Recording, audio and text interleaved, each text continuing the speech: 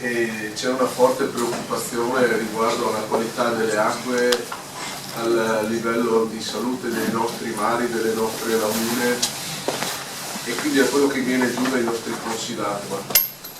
Quest'anno abbiamo assistito a dei fenomeni eccezionali in termini di precipitazioni, di piene eccezionali. Abbiamo riscontrato quindi un particolare e straordinario afflusso di materiale nei nostri mari che ha messo in seria difficoltà il comparto della pesca.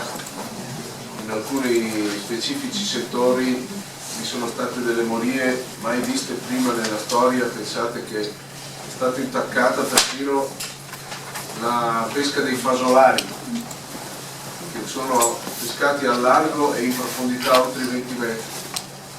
E ci si sta interrogando e stiamo facendo degli studi scientifici per capire quali ne siano le cause. Sicuramente incide l'aumento delle temperature medie dei nostri mari, sicuramente ha inciso il fatto delle mucillagini che ne sono una conseguenza, ma sicuramente incide anche la qualità delle acque, di ciò che arriva nel nostro mare, che diciamo è un mare chiuso e che non ha grandi capacità di ricambio di acqua.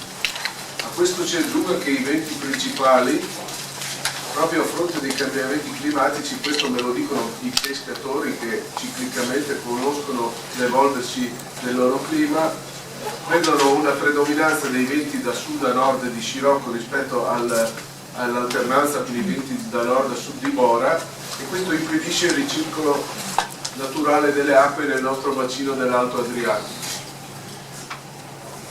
Perché vi faccio questa introduzione? Per dire quanto sia importante il lavoro che state facendo. Noi che siamo rivieraschi, che abitiamo lungo il Po, lungo l'Adige, i polesani lo sanno tutti, a seguito di ogni piena, con l'abbassarsi del livello delle acque, assistiamo ad un fenomeno molto curioso, ovvero gli alberi assumono delle colorazioni variopinte, date da tutte le plastiche che rimangono intrecciate nei rami. Si va dall'azzurro lilla degli assorbenti se troppo c'è pieno, c'è questa cartina azzurrina e io mi chiedevo ma cos'è sta cartina che c'è sugli alberi? Poi ho scoperto che è una marca particolare che le signore probabilmente conoscono e ha tutto ciò che riguarda gli scarichi legati al mondo agricolo, legati ai rifiuti solidi urbani, e la plastica ne è una parte predominante. Ora, il primo monitoraggio è vedere se dopo le piene ci sono le plastiche sugli alberi. Quello è il primo monitoraggio che può fare il cittadino qualunque. Però se vogliamo avere dei dati solidi che ci permettano di fare delle politiche anche che siano coincidenti con le reali esigenze, con la reale evoluzione del fenomeno, occorre approfondire e fare un monitoraggio serio su questo. E penso che quindi sia lo strumento importante che ci state dando, sia utile poi anche a noi che siamo i politici per assumere delle scelte forti e per poter anche avere degli elementi forti per basare queste scelte. Ricordiamo che ogni decisione poi conseguente ha delle ricadute importanti su dei settori che sono di straordinario interesse per la nostra economia e per la nostra popolazione.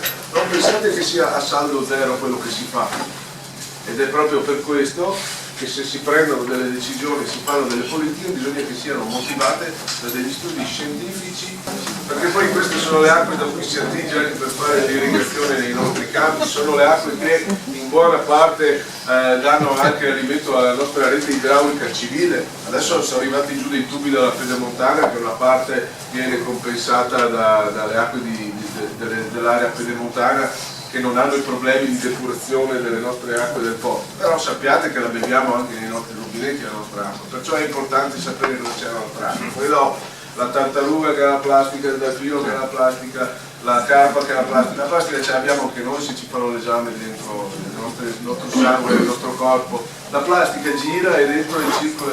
Bisogna fare le politiche, io dico, serie, fondate su basi scientifiche, non ideologiche, perché bisogna tenere conto di tutto quello che si fa e delle conseguenze che le nostre azioni hanno, perché se io per contrastare per un principio ambientale una situazione devo uccidere un settore economico, devo sapere quello che faccio. Perciò bisogna fare le cose seriamente. Noi politici, per fare le cose seriamente e con cognizione di causa, senza inseguire solo un filone, abbiamo bisogno di questi studi.